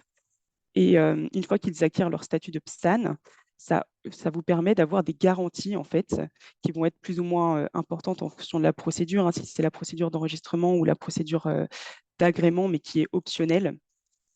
Ça va vous permettre d'avoir un certain nombre de garanties. Donc, il faut savoir qu'aujourd'hui, il y a 99 PSAN qui sont enregistrés, dont 17 qui viennent de l'étranger. Donc, on voit aussi que c'est un statut qui est très attractif, justement parce qu'il permet d'avoir ces garanties. Et on a un seul PSAN agréé, en revanche, ce qui vous montre que la procédure d'agrément, elle est vraiment très contraignante et très difficile. C'est un statut qui est difficile à obtenir. Et l'AMF aussi, un autre outil qui va pouvoir vous être utile lorsque vous cherchez un prestataire agréé ou enregistré. L'AMF, elle tient aussi à jour une liste des PSAN qui sont radiés. Donc, vous pouvez aussi aller voir sur le site de l'AMF l'ensemble de ces prestataires. Alors, en termes de garantie, donc vous pouvez donc prévoir de travailler uniquement avec des prestataires enregistrés, puisque les garanties qui sont offertes par ce statut, c'est notamment en fait, ils sont soumis de plein droit déjà aux obligations françaises en matière de lutte contre le blanchiment d'argent et de financement du terrorisme. Donc, vous savez qu'ils respectent ces obligations. Et l'enregistrement, d'ailleurs, il est donné après avis conforme de l'ACPR, qui est l'autorité de contrôle prudentiel et de résolution, qui va vérifier que le prestataire, il a vraiment des procédures propres à assurer le respect de ces obligations de lutte contre le blanchiment et de financement du terrorisme. Vous avez aussi un contrôle préalable d'honorabilité, de compétences. Et là, avec la mise en place de l'enregistrement renforcé qui va entrer en vigueur en janvier, vous avez aussi l'assurance que le prestataire, il a un dispositif de sécurité, de contrôle interne adapté, un système de gestion des conflits d'intérêts également, et un système informatique résilient et sécurisé. Donc, vous l'aurez compris, le fait de contractualiser uniquement avec des prestataires enregistrés, ça vous offre un certain nombre de garanties sur lesquelles vous allez pouvoir vous reposer. Et un autre avantage important, c'est que les PSAN qui sont enregistrés ou agréés, ils vous offrent aussi des garanties en termes de traçabilité. Et là, c'est très important puisque on a évoqué en introduction les obligations auxquelles les OSBL sont soumis. Et là, il faut savoir que les PSAN français, ils doivent identifier et vérifier dès le premier euro l'identité de leurs clients. Et ça, qu'il s'agisse d'un client occasionnel, d'une relation d'affaires. Et c'est interdit donc aux PSAN de tenir des comptes anonymes. Donc, vous l'aurez compris, ça va vous aider pour tout ce qui est déclaration des ressources provenant de l'étranger. Ensuite, oui, je voulais juste vous préciser donc qu'à partir de décembre 2024, ce sera la réglementation européenne qui prendra le relais avec les règlements MiCA sur Markets in Crypto Assets. Donc, en fait, il y a un agrément obligatoire européen qui va entrer en vigueur à partir de décembre 2024. Et sur les questions de la traçabilité, c'est le règlement européen TFR pour Transfer of Fund Regulation qui va entrer en vigueur également en décembre 2024 et qui offre des garanties similaires. Donc, vous l'aurez compris, en France, on a vraiment pris de l'avance sur la réglementation. Et on va vous mettre, je crois que Corentin vous mettra dans le chat les liens vers nos articles si vous voulez plus de détails sur la réglementation européenne qui va bientôt entrer en vigueur. Et au-delà de ça, je voulais juste vous préciser qu'effectivement, il n'est pas, on ne va pas uniquement se reposer sur le statut de PSAN enregistré. Il est aussi important d'avoir comme bonne pratique vraiment de vous pencher sur la contractualisation que vous allez mettre en place avec ces prestataires. Vous allez pouvoir imposer des, des, des, des mesures de sécurité supplémentaires, par exemple. Donc là, vous voulez vraiment prévoir des critères supplémentaires en plus de la législation existante pour sécuriser encore davantage les projets que vous souhaitez mettre en place. Et il est aussi important de prévoir la possibilité dans ces contrats de faire des audits et des contrôles, par exemple, pour que vous puissiez vous assurer que dans les faits, le prestataire, il respecte effectivement les obligations que vous avez contractualisées ensemble. Alors, pour conclure sur ces bonnes pratiques et sur en fait, le cycle aussi dans son ensemble, en conclusion, si on combine finalement les avantages intrinsèques de la blockchain, ce qu'on a vu, traçabilité, immuabilité, transparence de la technologie blockchain, avec les réponses légales, notamment en termes des risques de blanchiment d'argent, les réponses techniques aussi, vous l'avez vu, il y a vraiment des réponses technologiques qui existent et qui permettent de mettre en place des mesures de sécurité supplémentaires. On a des outils qui permettent de vous aider à faire les obligations d'identification de la clientèle, les KYC. On a aussi des outils qui vous permettent de tracer, d'évaluer les risques de blanchiment d'argent, etc. Et en plus, si vous combinez ça avec les bonnes pratiques supplémentaires qu'on vient de vous exposer, eh bien, vous l'aurez compris, le risque, il n'est pas aussi important en fait que ce que l'on pourrait le penser. Et on voulait juste aussi vous citer des études qui confirment cela et qui permettent de relativiser les risques de blanchiment liés aux actifs numériques, puisque finalement, l'utilisation des cryptoactifs à des fins illicites, il est en baisse constante depuis plusieurs années. Et finalement, sur le total des transactions réalisées en cryptoactifs, leur utilisation illicite, il est passé de 1,1% en 2019 à 0,34% en 2020. Et je vous renvoie encore une fois au webinaire 2, puisqu'on a aussi vu au cours de ce webinaire que les cryptoactifs, ce n'était pas l'outil privilégié des blanchisseurs. Donc, on va pouvoir clôturer les bonnes pratiques là-dessus. Et donc, vous l'aurez compris, il est possible de mettre en place des projets tels que ceux qui vous ont été présentés par Hugo et Jacques-André de manière sécurisée dès lors que vous mettez en place ces bonnes pratiques. Eh ben, un grand merci à Anouk pour cette présentation. N'hésitez pas à poser toutes vos questions si vous en avez. On arrive à la fin du webinaire, mais voilà, n'hésitez pas à poser toutes vos questions. Et je sais qu'il y a eu quelques questions qui ont été posées. Peut-être une question de revenir sur quelque chose que tu as évoqué, Anouk, entre un paradoxe entre anonymat des détenteurs de la crypto et la traçabilité de la blockchain. Est-ce que tu veux réaborder ce point-là, ou même Jacques-André ou Hugo, si vous voulez compléter? Est-ce que Anouk, tu as une réponse là-dessus? Ah oui, alors au niveau, en fait, déjà, je vous l'expliquais, il y a la différence entre anonymat et pseudonymat, et il y a aussi le fait que, on ne va pas revenir dans toute la technologie blockchain, mais le fait que les opérations elles soient traçables, c'est le fait que vous avez des blocs qui se suivent les uns les autres et que vous ne pouvez pas modifier un seul bloc sans modifier toute la chaîne de blocs. Et en fait, vous allez pouvoir tracer et retracer l'ensemble d'une transaction depuis l'initiateur de la transaction jusqu'à son bénéficiaire final. Donc, il y a plusieurs questions. Je pense qu'il y a la question de la traçabilité et la question de la pseudonymisation. Et là, il y a des outils qui vous permettent des logiciels, des outils qui sont déjà sur le marché, qui vous permettent d'identifier la personne à l'origine de la transaction. Merci. Peut-être une question, alors qui a été répondue par écrit par Jacques-André, mais je pense que c'est important de le redire à l'oral, surtout cette partie-là, sur l'impact en fait des scandales FTX. Voilà, on en a beaucoup entendu parler. Comment se sécuriser en l'absence de réglementation sur ces cryptos, même si on a pas mal de réglementations qu'on évoquait à Anouk. Mais je pense que ta réponse est intéressante, Jacques-André.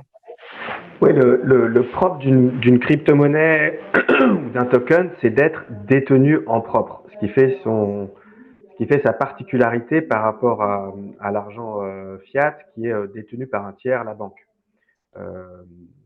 Donc le fait de pouvoir détenir cette crypto-monnaie en propre, c'est de l'avoir sur un portefeuille qui correspond à une adresse publique, une clé publique, et détenir la clé privée qui vous permet de bouger ou d'effectuer des transactions à partir de ce portefeuille. Donc, si vous détenez en propre ces crypto-monnaies, personne ne pourra venir vous les prendre, vous les saisir, vous les faire quoi que ce soit avec. C'est le concept même de ces crypto-monnaies. En revanche, vous pouvez tout à fait les déposer chez un tiers, ces crypto-monnaies, et donc vous lui donnez la charge ou la responsabilité de l'usage de ces crypto-monnaies. C'est ce qui s'est passé avec FTX. Et donc c'est une arnaque, hein. Donc c'est cette personne qui était détenteur des crypto-monnaies de tiers et qui en a fait un usage frauduleux. Mais si vous, en tant qu'organisme à but non lucratif, vous avez un portefeuille crypto et que vous avez, alors je ne vais pas parler chinois, mais plusieurs personnes qui sont, détenteurs de cette clé privée, pour éviter qu'il n'y ait qu'une seule personne aussi qui soit détentrice de cette clé privée, bah, vous avez l'assurance que les cryptos de votre organisme, ils sont bien sur votre portefeuille, vous détenez la clé privée et personne ne pourra les saisir. Je sais que ce n'est pas très facile à apprendre de comprendre de temps en temps, mais c'est pas de l'argent dette, c'est de l'argent détenu en propre des cryptos. Merci beaucoup, Jacques-André. Non, je pense que ça apporte un complément hyper intéressant. Et je sais qu'il y a aussi une question sur la question des flux illicites. Et ça, vraiment, Anouk a donné des chiffres très précis là-dessus. On en avait déjà parlé aussi sur notre site France Générosité. Il y a beaucoup de conférences qui parlent dessus et qui montrent que la proportion est quand même plus faible au sein des crypto-monnaies qu'au sein des monnaies classiques comme au sein du dollar. Est-ce- Oui. Pardon, vas-y, Jacques-André, excuse-moi. Vas-y. Non, effectivement, oui, c'est du pseudonymat, comme on a dit, et que on est capable, enfin, certaines entreprises, notamment une, on peut la citer, hein, qui s'appelle Chainalysis, qui est une entreprise américaine, et qui est capable de retracer l'intégralité du parcours d'une transaction liée au portefeuille, y compris quand ces transactions passent par des espèces de grosses machines à laver pour essayer de brouiller les pistes et de justement d'essayer de blanchir des crypto-monnaies. Bah, ce type d'entreprise aujourd'hui est capable, indépendamment de ça, de continuer à arriver à tracer l'origine du portefeuille. Et alors, c'est pas très. Les organisations terroristes recommandent recommandent de ne pas utiliser les cryptos pour mener leurs activités. C'est pas une blague, c'est vraiment ils savent que c'est très facile de se faire avoir ou piéger avec ces systèmes avec des crypto-monnaies. Voilà. Eh ben, c'est assez clair C'est comme c'est exemple, clair. très bien. À vous. Est-ce que, alors, je vois, pardon, Hugo, tu as le mot de la fin, vas-y. Oui, bah, juste sur deux points. Donc, je pense qu'il y a deux sujets qui sont beaucoup revenus dans les questions, c'est l'anonymat et l'impact environnemental. Donc, sur l'anonymat, la traçabilité, un point qui n'a pas été évoqué, mais c'est l'importance de l'anonymat. Tu l'as rapidement évoqué, Jacques-André, pendant ton intervention, le fait que ça peut aussi poser problème, le fait que tout soit traçable.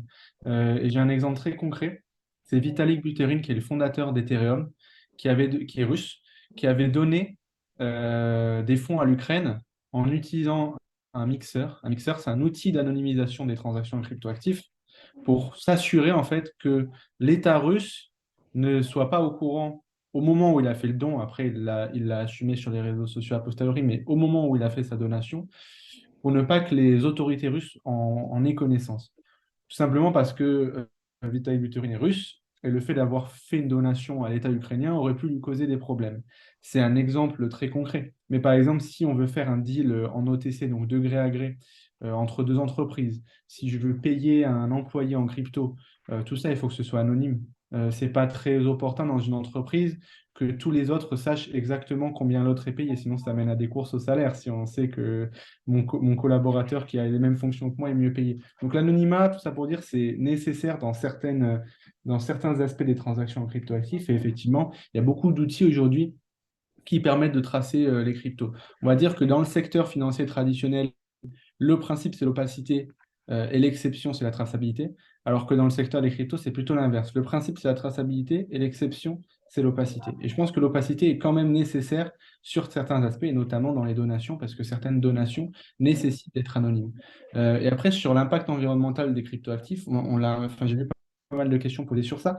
Effectivement, comme ça a été dit par Anouk, aujourd'hui, il n'y a pas de réglementation sur ça spécifiquement, mais demain, MiCA viendra positionner les émetteurs de cryptoactifs et les PSAN, les futurs PSAN européens, à des obligations sur ce sujet. D'ailleurs, l'ESMA, l'autorité européenne, l'équivalent un peu de l'AMF au niveau européen, lance des standards actuellement sur le sujet et consulte l'industrie à ce sujet. Donc, si ça vous intéresse, n'hésitez pas à aller regarder ce que veulent faire les autorités européennes et si vous avez des commentaires, à les faire parvenir.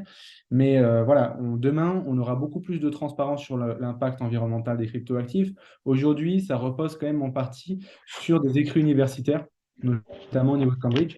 Et donc, par moment, les données ne sont pas forcément complètes, notamment sur beaucoup de réseaux. C'est-à-dire que sur Bitcoin, sur Ethereum, qui sont les deux plus gros réseaux, on va avoir des données.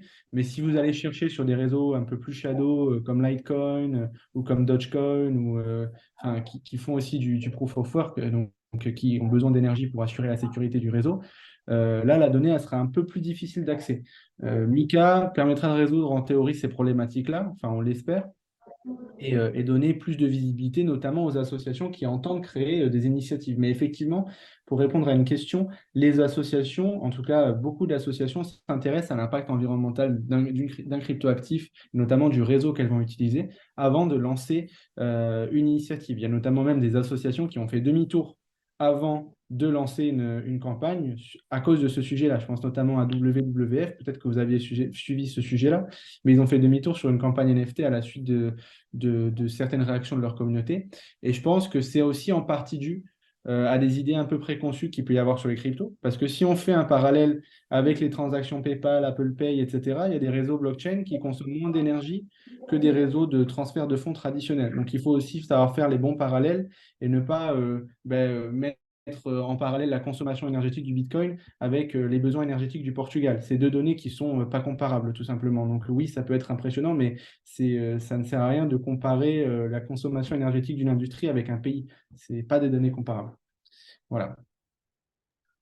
Eh ben, c'est très clair. Je vois qu'on a pas mal dépassé l'heure, mais en tout cas, c'était assez passionnant. Merci beaucoup, Hugo, Anouk, Jacques-André, pour votre intervention assez enrichissante. Il y a eu quand même quelques questions et voilà, vous aurez le replay, la présentation accessible. On vous envoie tout cela par la suite. Un grand merci. Merci à tous les trois, merci aux participants, y compris pour la qualité des questions. Oui, merci beaucoup. À très bientôt. Merci. Très bonne journée, au revoir. Au revoir. À bientôt.